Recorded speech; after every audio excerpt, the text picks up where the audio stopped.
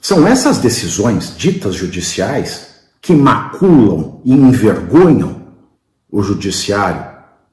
Coisas de pervertido, como diria o ministro Gilmar Mendes. São essas decisões que envergonham, maculam e lameiam o judiciário, que atentam contra a soberania do Brasil. Porque a soberania de um país está no direito do país. E quando o direito de um país é violado por um juiz da Suprema Corte, é ele que está violando a nossa soberania. Logo, o vilão dessa história não é Elon Musk. E isso, vocês veem à frente de vocês um sujeito que há mais de 20 anos dedica a sua vida ao estudo do direito. Alea jacta est, a sorte está lançada. Vamos ver agora quais serão as reações das autoridades europeias, quais serão as reações daqueles que operam no Tribunal Penal Internacional diante desses crimes contra a humanidade, quais serão as reações dos governantes dos Estados Unidos ao verem que uma empresa norte-americana está sendo banida injustamente, ditatorialmente.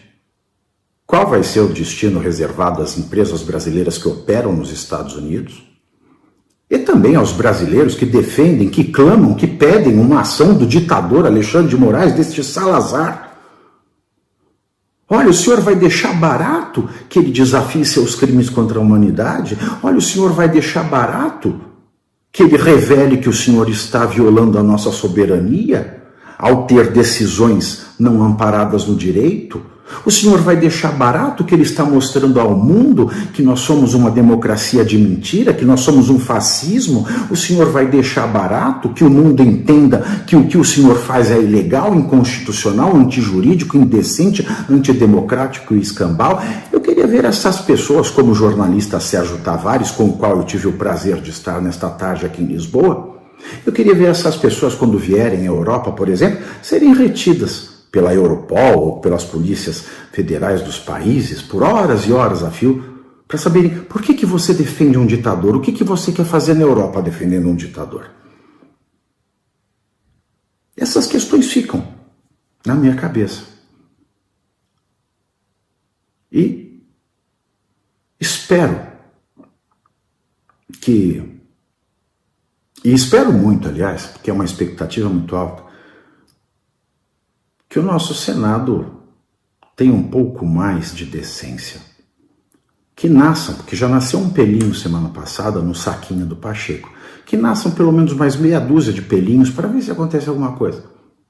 Ou até mesmo o STF, porque o STF ele tem toda a condição de extirpar este mal que lhe adoenta. Existe a ação do Clezão há quase 2 meses parada na mesa do ministro Dias Toffoli, e eu estou às vésperas de procurar o Corregedor Nacional da Justiça, o Corregedor do Conselho Nacional de Justiça, para pedir alguma atitude do Toffoli. O próprio STF pode extirpar esse mal, já que ditadores não costumam renunciar.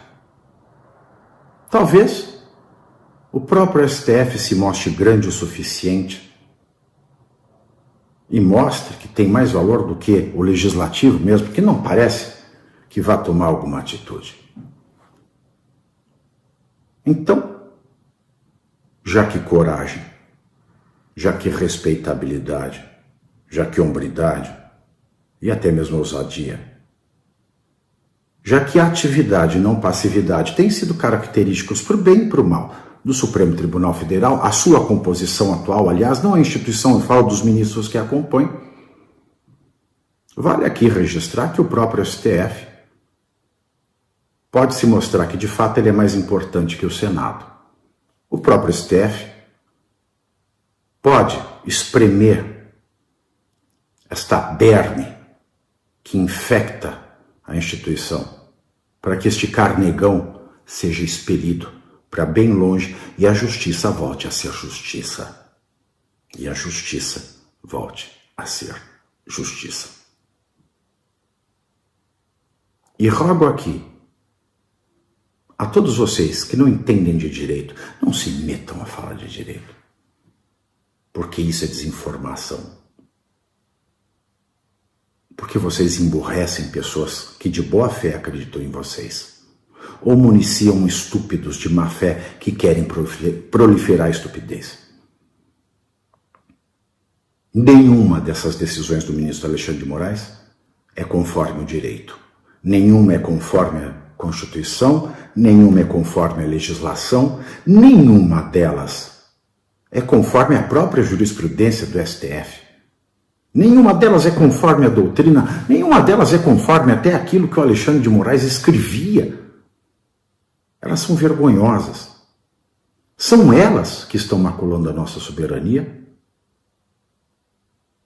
E qualquer ajuda contra um projeto de salazarismo é muito bem-vinda. Deixo vocês agora na companhia do meu querido Pitoli, que tem mais informações sobre esse assunto. Um beijo aqui de Lisboa. Muito bem, aí Tiago Pavinato, Pavivi hoje direto de Portugal, né, fazendo a sua participação. Tamanha sensibilidade, a importância do tema. Pavivi gravou esse vídeo há pouco, né, enviou para a nossa produção, né, um vídeo de 53 minutos, fazendo toda a leitura técnica, né, o que de fato aconteceu, e também a repercussão política desse tema que movimentou o final de semana. No superchat de hoje, a Suzana Possamay participando, falando que Elon Musk não é o salvador da pátria, mas está nos dando voz, está vendo, ele vem agindo a nosso favor. Então, obrigado a Elon Musk por isso. Talvez agora não sejamos mais invisíveis. A Sandra Mara Mazzoni, também no superchat, o Tarcísio passando por ali, falando sobre Janones, que é a maior fake, o cara mais mentiroso. E ele mesmo se assume assim, naquele momento da campanha, em especial no segundo turno da campanha de 2022, quando ele disse que ia publicar sem checar, e depois ele via se era mentira ou não. Lembra disso? A Raquel Santos também participando via superchat, BeRap Site. Quando eles falam em democracia, eles se referem à esquerda. Só substitua as palavras e você vai perceber. Cíntia Coelho também no superchat, enfim, todos ali participando conosco. Então, hoje tem um convidado, eu trouxe para essa conversa o advogado do canal Endireitando, do perfil Endireitando no Instagram, já foi presidente da Câmara dos Vereadores de Porto Alegre, Walter Nagelstein. Walter, muito obrigado por ter aceitado o nosso convite. É uma honra ter você conosco, Walter. Então, olha, a honra é minha, num dia especial para mim, exatamente por estar aqui no canal do Pavinato e sob a tua ancoragem. Mais de 10 mil likes aí, então muito obrigado a todas as pessoas que estão nos acompanhando. E um dia gravíssimo, é um dos dias mais graves da história do Brasil, porque se desenrola a história e se desnuda ante aos nossos olhos tudo isso que nós temos vivido e, como bem disse o Pavinato, em termos de abuso, de soberba, de ilegalidades, né? Só que agora, me parece que, enfim, o nosso ministro encontrou alguém maior do que ele, né, que chame a atenção para um problema até então inaudito, de brasileiros presos num regime de exceção, supostamente se falando em democracia, sem direito a habeas corpus, sem formação de culpa, sem absolutamente nada. E isso que vem acontecendo desde ontem, né, em tempos de redes sociais, de grandes plataformas, é algo que remete às maiores crises que o Brasil já viveu na sua história. Eu estava pensando hoje no caso Christie, lá em 1860, quando a Inglaterra ameaçou e fechou o porto do Rio de Janeiro, e nós tivemos um conflito internacional mediado pelo, então, rei da Bélgica, se eu não estou enganado. Me lembrei da renúncia do Jânio Quadros, porque, na verdade, embora não esteja nesse momento, e é a excepcionalidade do momento envolvendo o presidente da República, que historicamente, ou no caso do caso Christie, o imperador, na verdade nós está envolvendo quem de fato está mandando no Brasil, né? O Lula tem sido uma espécie de rainha da Inglaterra, numa vida deslumbrada, viajando com o seu novo amor, aproveitando as coisas boas do poder. E quem tem regulado a nossa vida, o que a gente pode falar, o que a gente não pode falar, em qual rede agora a gente pode participar, se nós vamos ficar soltos ou se nós vamos ser presos e por quanto tempo nós vamos ficar presos, inclusive quem morre na cadeia e quem não, tem sido Sua Excelência, o ministro Alexandre de Moraes, que conduziu as eleições que levaram a essa inflamação toda que o Brasil está vivendo, que alguns chamam de tentativa golpista, e eu sempre tenho dito que foi uma reação de uma parcela da cidadania que ficou indignada com relação às coisas que nós estamos vendo, que estabeleceu uma simetria, ou seja, como se um juiz de futebol fosse apitar Santos e Corinthians, ou Palmeiras e Corinthians, ou Flamengo e Fluminense, e desse todas as faltas para um lado, não desse para o outro, e o outro, quando reclamasse, ainda era expulso, né? É claro que a torcida ia se revoltar, e é isso que nós temos visto no Brasil, e tem nos sido sonegado o direito do protesto e o direito da justiça equidistante e imparcial. Então é um dia grave, vai ter graves repercussões e nós vamos continuar assistindo a história se desenrolando.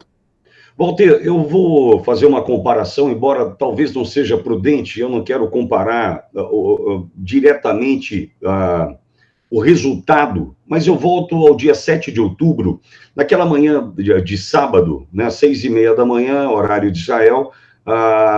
Israel foi invadida por terroristas do Hamas, e nós vimos a consequência daquela invasão, 1.400 mortos, né, os sequestrados, né, até hoje, hoje pela manhã, por exemplo, Cristina Grêmio, participando na Auriverde, falou, né, sobre mais uma vítima, uma criança, enfim, tudo o que a gente viu no dia 7 de outubro, mas eu quero fazer a comparação da minha percepção ou da sensação que tive no primeiro contato com a notícia.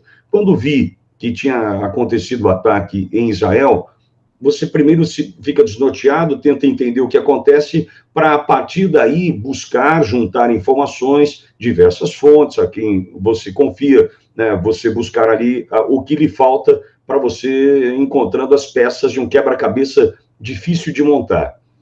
Veja, no sábado aconteceu a mesma coisa, a mesma sensação que tive do ponto de vista, mas o que está acontecendo? Porque o Elon Musk fez o comentário num post lá de trás do Alexandre de Moraes, falando sobre Ricardo Lewandowski. Então, quando eu olhei aquela situação, e eu estou fora das redes sociais, né, por uma orientação do meu advogado, e foi a melhor orientação que eu tive, acredite, né, mas por eu estar fora, então eu tenho acesso a quem me manda, aos prints, enfim, e quando vi aquela manifestação do Elon Musk, falei, mas, poxa vida, mas pegar uma publicação antiga do Alexandre de Moraes para fazer essa pergunta agora, uma pergunta, né, que poderia ter sido feita em janeiro também, poderia ter sido feita em qualquer período do ano passado, de 2022, enfim. Então, uma pergunta que aparentemente poderia ter sido feita a qualquer tempo, né, feita num post, né, de tempos atrás do Alexandre de Moraes, e trouxe uma estranheza. Aí fui tentando entender o que de fato aconteceu e vendo o tamanho do estrago e aguardando as consequências. Mas eu não posso deixar de contar que eu não esperava que num domingo o Elon Musk fosse colocado no inquérito do fim do mundo, enfim. Das milícias digitais. Das milícias digitais, perdão, das milícias digitais. Mas também do fim do mundo. Mas, Walter, eu confesso que eu fiquei assim, espera um pouquinho, então de domingo, com o fígado, né, com essa emoção, tomado pela provocação feita pelo Elon Musk, Alexandre de Moraes é capaz disso.